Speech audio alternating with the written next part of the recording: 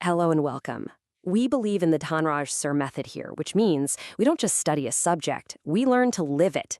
And today, the subject we're living is quite literally the very ground underneath our feet. We are diving into the landforms of the Earth. But I want you to forget all those dry geology lessons from school. Think of this as an epic story of creation and destruction, a tale of colossal forces that have been clashing for millions of years to build the world we see today. And it all kicks off with one really powerful question. It really all boils down to this. What are these titanic forces?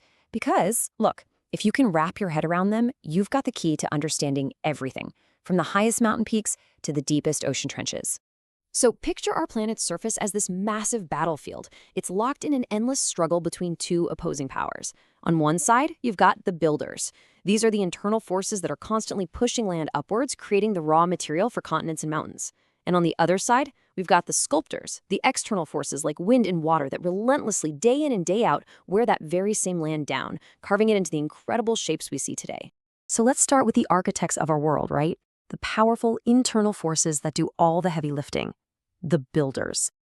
Now, the proper scientific name for these builders is diastrophic forces, and a good way to think about them is in two main categories. You've got orogenic, which is just a fancy Greek-derived word for mountain building, and then you have eperogenic, which means continent building. So one builds the spectacular peaks, and the other lifts up the vast platforms that they stand on. And what's the engine driving all of this incredible construction? It's plate tectonics. You see, the Earth's crust isn't one solid piece. It's more like a cracked eggshell, a mosaic of massive plates floating on a hot, semi-molten layer just beneath.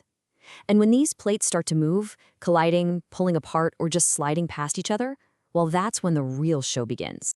So what happens when two of these giant plates smash into each other head on? Something's got to give, right? The insane pressure just buckles and crumples all the layers of rock caught in the middle. The best way to picture it is to imagine pushing the ends of a carpet together. It just wrinkles right up. That is exactly how fold mountains, like the mighty Himalayas, are born. These aren't just mountains. They are so huge, they literally create the weather systems for entire continents. And this image here shows that process perfectly. You can see these upward folding arches, which are called anticlines, and then the downward folding troughs known as synclines. It's this simple wave-like pattern just repeated on an absolutely colossal scale that gives us the most massive mountain ranges on the planet. But here's the thing, not all fold mountains look the same. A young range like the Himalayas is super high, really rugged, and has these sharp, jagged peaks. But then you look at an old range like the Aravallis in India, and it's much lower with rounded tops and gentler slopes. And you have to ask, why the difference? Well, it's because the sculptors have had millions and millions of years to do their work, slowly wearing them down. Okay, so that's what happens when plates push together. But what if they're pulling apart? Well, that creates what we call tensional forces, which stretch and crack the crust. And when that happens, huge blocks of land can break off and move up or down along these cracks, which are called faults. This creates a totally different kind of mountain. This process creates exactly what you're seeing here. When a block of land gets pushed upwards between two of these faults, it forms what we call a block mountain. The technical name is a horst. The Vosges Mountains in France or Germany's Black Forest are perfect examples. You can even tell by their flat tops and really steep sides. So we've talked about what happens when the land gets pushed up. But the slide's asking a really important question. What about the block in the middle that drops down? Where does that go? Well, it forms a deep valley, technically called a graben, but you probably know it as a rift valley. And this exact process has created one of the most spectacular geological features on the entire planet, the Great Rift Valley in Africa. It's like this massive scar on the Earth's surface, where a new ocean is, ever so slowly, being born. All right, so the builders have done their work. They've raised up mountains and created continents. But now, it's time for the second group in this epic battle to take the stage, the sculptors. These are the exogenic forces. They're the ones working on the Earth's surface. Think of weathering and erosion, the relentless, unending action of rivers, glaciers, wind, and rain. Now, some people call them destructive forces, but honestly, I like to think of them more like artists, patiently sculpting the raw blocks that the builders gave them. And their work, it's incredibly slow, but it is absolutely unstoppable. Given enough time, we're talking geologic time here, These sculptors can take the sharpest, highest, most intimidating peak and just grind it down into a gentle rolling hill. It's the ultimate story of patience winning out in the end. And what do you have left after millions of years of all this sculpting? You get residual mountains.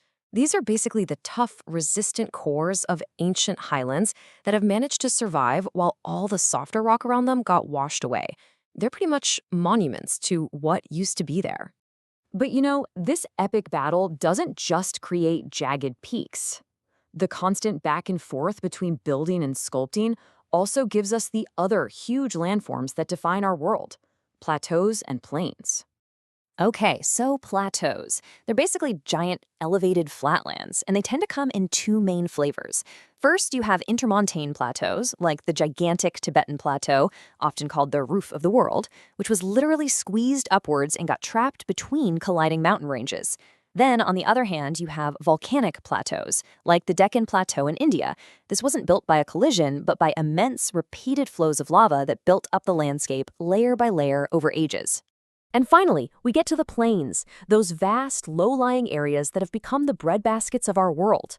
Some of them, like the Great Plains of the USA, are structural. They were made by the builders through a huge, large-scale uplift of what used to be the seabed. But others, and this is so cool, are actually built by the sculptors. The incredibly fertile northern plains of India are the perfect example.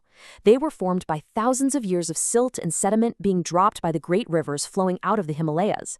So one force builds the mountain, and the other uses its rubble to build a home for millions of people. Amazing.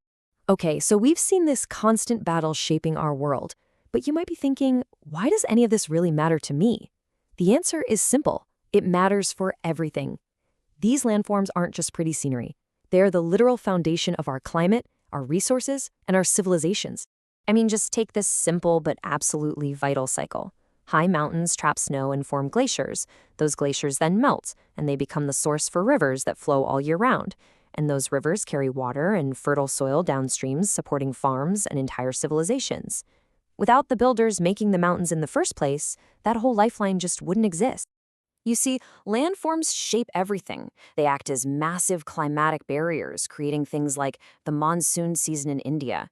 They create countless different habitats for plants and animals, boosting biodiversity. The very same tectonic activity that builds mountains also brings valuable minerals up from deep inside the earth. And at the end of the day, they are, quite simply, the beautiful and essential sculptures of our home planet. This eternal battle between the builders and the sculptors, it's not over, not by a long shot. It's happening right now, beneath your feet and all around you every single day. Which leaves us with one last kind of mind-bending thought. If this is what our world looks like today, what incredible masterpiece will these forces have created in another million years?